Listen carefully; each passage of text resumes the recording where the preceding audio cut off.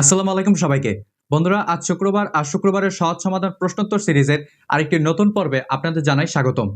তো বন্ধুরা, গত সপ্তাহে আপনারা ইউটিউব এবং ভিডিও মেকিং নিয়ে যে প্রশ্ন ও সমস্যাগুলো আমাদের ইউটিউব চ্যানেলের কমেন্ট বক্স, ফেসবুক পেজ এবং ফেসবুক গ্রুপে তুলে ধরেছিলেন, সেগুলোর উত্তর আজকের এই ভিডিওতে আমি দেওয়ার চেষ্টা করব। তাহলে চলুন আজকের পর্বটি শুরু করা যাক। বন্ধুরা, আজকের পর্বে আমাদের সর্বপ্রথম প্রশ্ন করেছেন কোরআন শিখুন। ভাইয়া, আমার ইউটিউব চ্যানেলের জিমেল আইডিটা খোলার সময় মাইসেলফের জায়গায় বিজনেস দিয়েছিলাম, এতে কি কোনো প্রবলেম হবে? এই চ্যানেল থেকে আমি আর্নিং করতে চাই।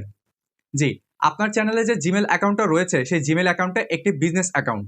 আপনার এই বিজনেস অ্যাকাউন্ট দিয়ে কোনো সমস্যা হবে না, আপনার চ্যানেল থেকে আপনি আর্নিং করতে পারবেন। বন্ধুরা, দ্বিতীয় প্রশ্নটি করেছেন আলোর পথের নৌকা। আসসালামু আলাইকুম ভাইয়া, স্টক থেকে ভিডিও কিভাবে কিনবো? ওয়ালাইকুম আসসালাম। আপনি যদি স্টক ফুটেজ ওয়েবসাইট থেকে কোনো ছবি বা ভিডিও কিনতে চান, তাহলে আপনার কিন্তু একটি মাস্টার কার্ড প্রয়োজন হবে। কারণ সেখানে যে ছবি এবং ভিডিও ফুটেজগুলো রয়েছে সেগুলো কিনতে হলে ডলার দিয়ে কিনতে হবে। আর আপনি যদি ডলার দিয়ে কিছু কিনতে চান, তার জন্য কিন্তু আপনার মাস্টার কার্ড প্রয়োজন হবে। আর যদি আপনার কোনো মাস্টার কার্ড থাকে, তাহলে আপনি যে কোনো ওয়েবসাইট থেকে বিভিন্ন রকমের ছবি বা ভিডিও ফুটেজ কিনতে পারবেন। বন্ধুরা, তৃতীয় প্রশ্নটি করেছেন অজয় ভাই। ভাই, আমি ইউটিউব চ্যানেলে একদম নতুন, বাট অ্যাডসেন্স কি, কখন কিভাবে করতে পারবো? অনেক আশা নিয়ে প্রশ্ন করলাম, রিপ্লাই দিবেন প্রিয় ভাই। জি, ধন্যবাদ। আপনি জানতে চাচ্ছেন অ্যাডসেন্স কি এবং কখন একটি অ্যাডসেন্স অ্যাকাউন্ট খোলা উচিত। অ্যাডসেন্স হচ্ছে গুগলের একটা সার্ভিস। যখন আপনার ইউটিউব চ্যানেল মনিটাইজেশনের জন্য প্রস্তুত হবে, তখন আপনার চ্যানেলকে কিন্তু একটি অ্যাডসেন্স অ্যাকাউন্টের সাথে কানেক্ট করতে হবে। আর অ্যাডসেন্স অ্যাকাউন্টের মাধ্যমে কিন্তু আপনার আর্নিংটাকে আপনার নিজের হাতে আপনি নিয়ে আসতে পারবেন। আর আপনার চ্যানেল যখন মনিটাইজেশনের জন্য প্রস্তুত হবে, যখন আপনি অ্যাপ্লাই করবেন মনিটাইজেশনের জন্য, তখন কিন্তু ইউটিউবে আপনাকে নিয়ে যাবে একটি অ্যাডসেন্স অ্যাকাউন্ট খোলার জন্য। তো আশা করি আপনি বুঝতে পেরেছেন অ্যাডসেন্সটা আসলে কি এবং এটি কখন খোলা উচিত। বন্ধুরা, পরবর্তীতে আমাদের প্রশ্ন করেছেন এমজি লাভ স্টোরি। ভাই, শর্ট ভিডিও ছাড়লে যে ওয়াচ টাইম আর সাবস্ক্রাইব হবে, ওইগুলো দিয়ে কি মনিটাইজেশন অন হবে আমি যদি 5 মিনিটের ভিডিও ছাড়ি পরে? জি, আপনি এখানে জানতে চাচ্ছেন শর্ট ভিডিও থেকে যে ওয়াচ টাইম এবং সাবস্ক্রাইব গুলো আসে, সেগুলো দিয়ে কোনো চ্যানেল মনিটাইজ হবে কিনা। এখানে আমি বলবো, আপনি যদি কোনো শর্ট ভিডিও আপলোড করেন এবং সেই শর্ট ভিডিও থেকে যে সাবস্ক্রাইব গুলো আপনি পাবেন, সেগুলো প্রত্যেকটি আপনার মনিটাইজেশন ট্যাবে কাউন্ট হবে।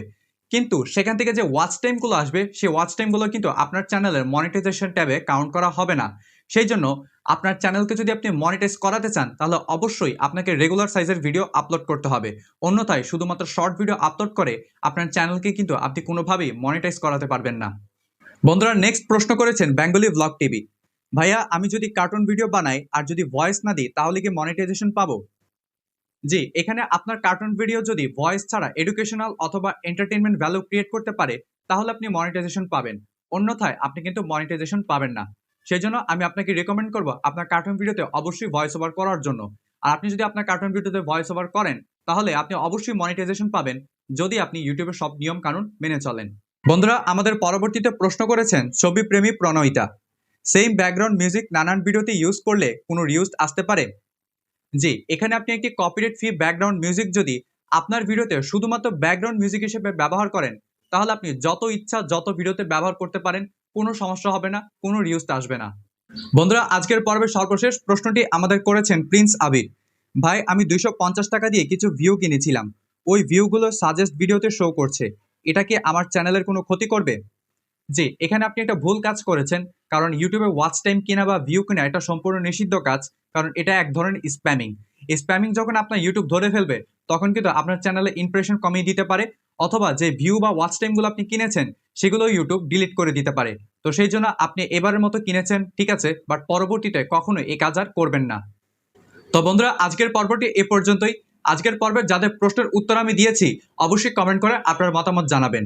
আর আজকের ভিডিওতে যারা আমাদের চ্যানেলে নতুন দর্শক, আর আপনিও যদি চান আপনার প্রশ্নের উত্তর আগামী পর্বে দেওয়া হোক, তাহলে এখনই এই ভিডিওর কমেন্ট বক্সে আপনার প্রশ্নটি করে ফেলুন, অথবা আমাদের ফেসবুক পেজ এবং ফেসবুক গ্রুপে যে বিশেষ পোস্টটি করা হয়, সেখানে আপনার প্রশ্ন অথবা সমস্যা তুলে ধরতে পারেন।